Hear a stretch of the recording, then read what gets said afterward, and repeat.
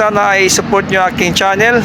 Taga Mindanao ako, sa tarang taga Mindanao, sana ay support nyo aking channel guys. Sana kung makita nyo akong video, taga Mindanao, kung taga Mindanao ka, mag-subscribe ka na para sa atin to. So proud tayo to be taga Mindanao. So, right mga taga Mindanao guys. So tapos na tayo sa ating gym inspection guys, gym maintenance. So samahan niyo ako guys.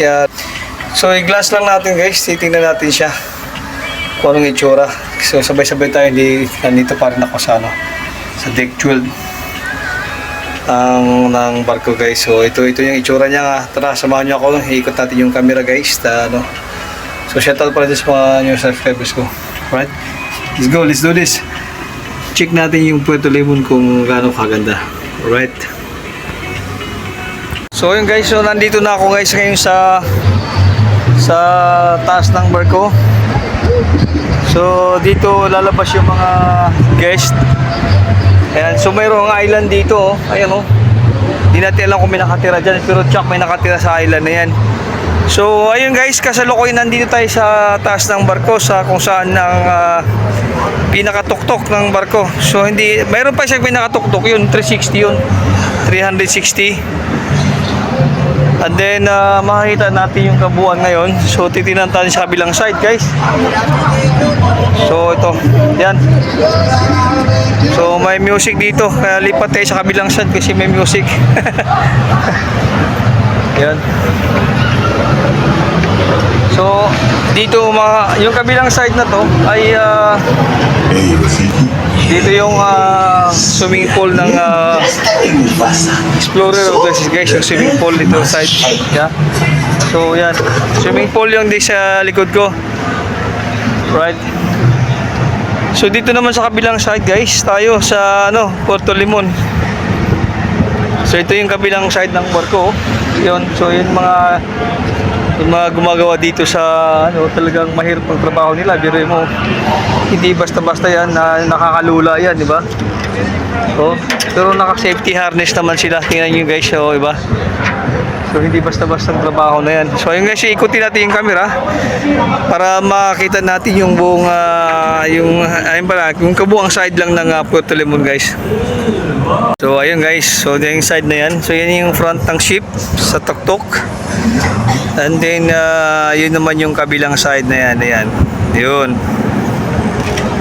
Yan, ikot natin yung camera para makita natin yung kagandahan. So maganda palang beach dito sa Puerto Limon.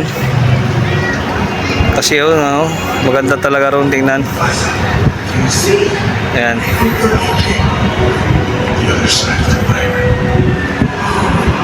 Di ba? So ayos. So sa kabilang side may music. So tingnan natin kung makasampa tayo dun tayo sa pinakatuktok, kung open yung nandyan. So punta tayo dun sa pinaka-front ng ship. Isa na ay bukas. Titingnan natin, tara guys. Akatin natin tong tuktok na to at makakuha tayo ng ng magandang view. So akatin natin dito. So mukhang open naman siya. Yan. So makakuha talaga tayo ng magandang view dun sa harapan kasi open naman guys. So ayun guys, so ito na yung pinaka-top ng yun, maganda pala rito overviewing talaga So ang ganda, beautiful. So unfortunately mayroong harang na glass. Sana makakuha pa rin tayo ng view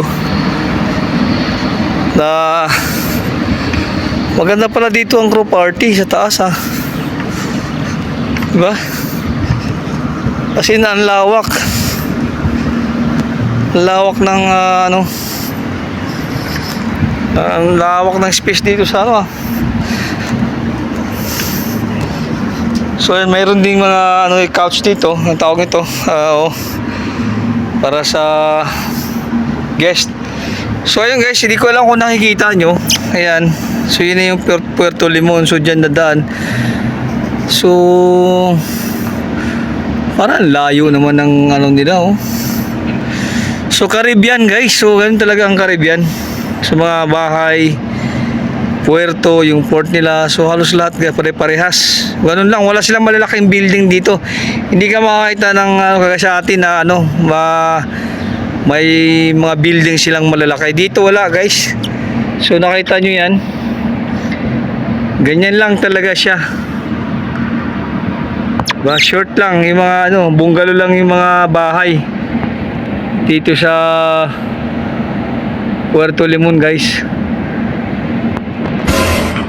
Yan.